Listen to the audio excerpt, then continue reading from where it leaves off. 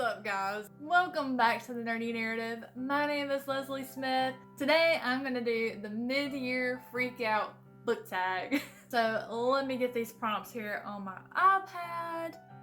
And thank you, Murphy Napier, for putting the prompts in your description box for me, because it seemed like everybody I was going to that I have been watching do this tag, nobody had the prompts. So if you haven't done this tag and you want to do it, I'll have the prompts below for you to help make it a little easier for you. The mid-year freak out book tag is a series of prompts about the books you've read so far this year. So what I've been doing, all the BookTube channels I've been following this entire year so far, when I watch them do their tag, I try to guess what book they're going to choose for each prompt. It's been so much fun. I will say a bunch of them have thrown me some curveballs. There were a lot of prompts that I did get right. So y'all, I encourage you, any future mid-year tag videos you watch, try and guess what your favorites are gonna pick. All right, let's get into it. Prompt number 1, best book you've read so far in 2020. I know every single one of y'all are gonna guess this one right, whether you've been with me since I started or you just started last week. Yep. Brandon Sanderson's The Way of Kings. Not only is it my favorite book I've read so far in 2020, it is my favorite book. Prompt number 2, best sequel you've read so far in 2020. I'm not sure how many of you would be able to guess this one correctly. I know a few of you would, and that is Valour by John Gwynne. Not only is this the best sequel I've read so far this year, it is also my favorite book in the series, The Faithful and the Fallen. All of the character building and world building for the most part took place in the first book. This one was all strategery, just the works. I literally cannot wait to read this series again. I'm already plotting on my reread. Prompt number 3, new release you haven't read yet but want to. That would be The Rage of Dragons by Evan Winter. I bought this book almost as soon as it came out, but I haven't read it yet. And I have no excuse. I keep doing readathons that have prompts that didn't allow for it, or I chose other books. Every month I'm buying new books, and you know, it's a cycle and it's a vicious one, and I need to end it. So I'm going to attempt to restrict the number of books that I purchase each month until I can clean out these 2 shelves of books that I've bought but haven't read yet. Prompt number 4, most anticipated release for the second half of the year. Peace Talks, duh! There's only like 20 days left until Peace Talks. I am dying. Prompt number 5, biggest disappointment. That is The Atlantis Bloodline by C.A. Gray. It was actually an arc that I read, and the first 20% of that book was so amazing. I couldn't put it down.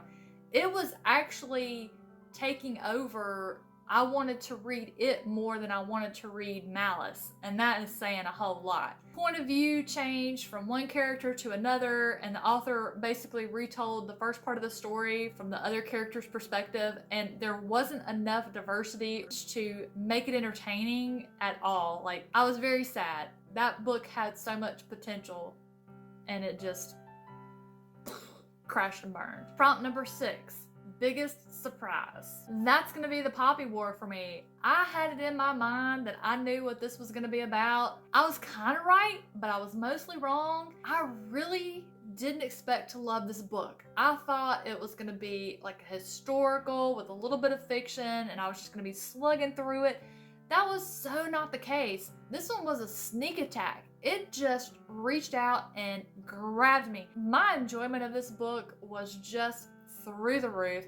I can't wait to read the second one. On top of the fact that this book was so amazing, it's her debut novel. So I was just floored. I was just amazed. The sections where she just did the big info dumps, where she is actually talking about truthful events that did happen in China, they just weren't very seamless. I mean, you could tell there was a difference in the narrative, and those were kind of boring. It did not disrupt my enjoyment at all.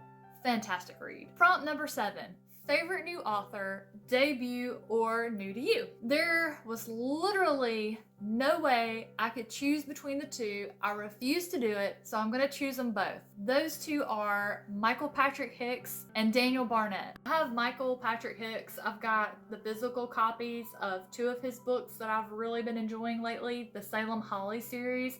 I have been pestering the stuffing out of him for when book 3 is coming out. Keelan Patrick Burke did his covers of these, so I had to have the physical copies. This series is amazing. These are actually horror books from a channel who is mostly fantasy and science fiction. That may come as a surprise to y'all.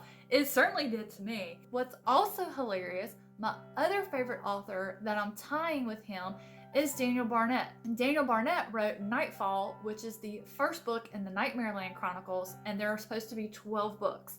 Any day now, I expect to hear about the pre-order for the second book in the series, because supposedly he had the first 5 written.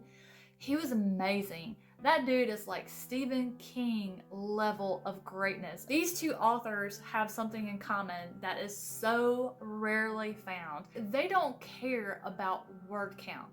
They take fewer words to tell a fantastically descriptive story that is gripping. You cannot put it down. It is just phenomenal. I am just amazed by both of these men at how awesome they are at their craft, and I cannot wait to read more. Prompt number 8, newest fictional crush. Hands down, that is going to be Veritas from the Faithful and the Fallen series by John Gwynne. Veritas and I first met in Malice, which is book 1 of the Faithful and the Fallen. Veritas is a very strong character. He is honor bound. He is loyal. He becomes the first sword to Nether, who is the gentleman who is trying to become king of all of the Blasted Lands. His story arc just had me the whole time. And I say story arc instead of character development because his character didn't develop in such that it didn't change. He was loyal. He did the right thing the entire series. Prompt number 9, newest favorite character. I really didn't want to have any repeats, but I just can't not.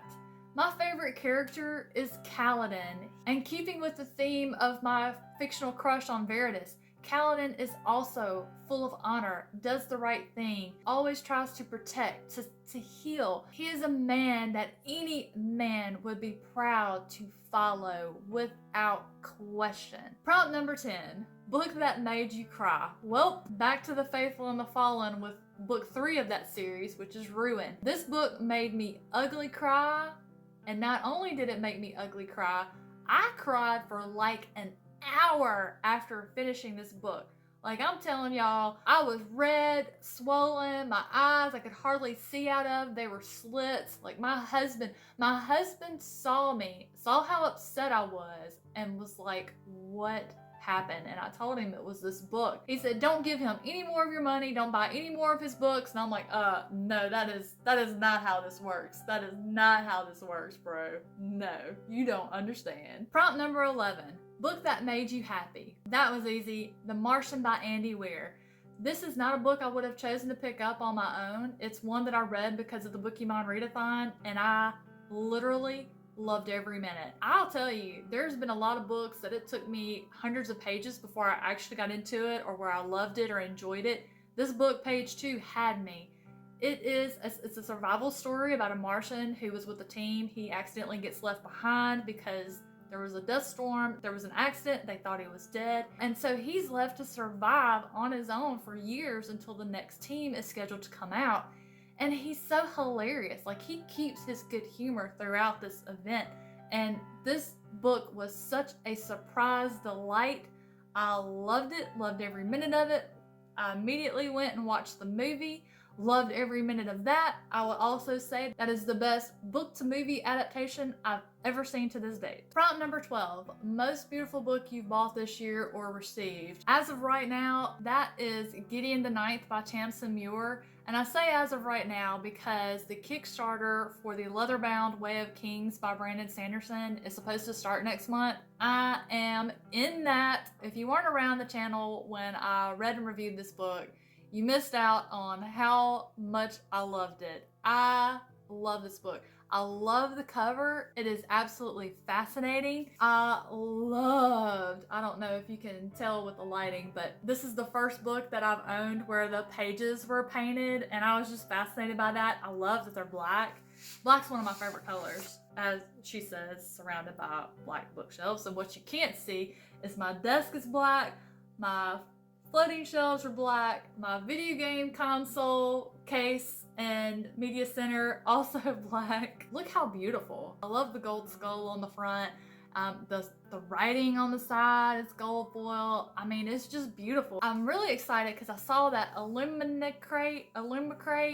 I cannot speak their name, but I got an email that their August box, I believe, is going to be a special for Hara the Night. They're going to paint her pages, I think blue, maybe. That goes on sale, I think this Saturday. I am going to try my dog dangest to get it. Prompt number 13. What books do you need to read by the end of the year? Oh my gosh. I got a whole shelf of books that I have bought but I haven't read. I mean, and some of the books on the shelves are double parked. I'll insert a picture for your amusement, but, and it doesn't even contain the books that I plan to read for the month of July. Those have already been pulled and set to the side. And that concludes the mid-year freak out book tag. This tag was freaking fun to do. I hope to see more booktubers do it. I've had so much fun playing my little game, trying to guess what books they're gonna pick for each prompt. Y'all should try that game. You'll love it too.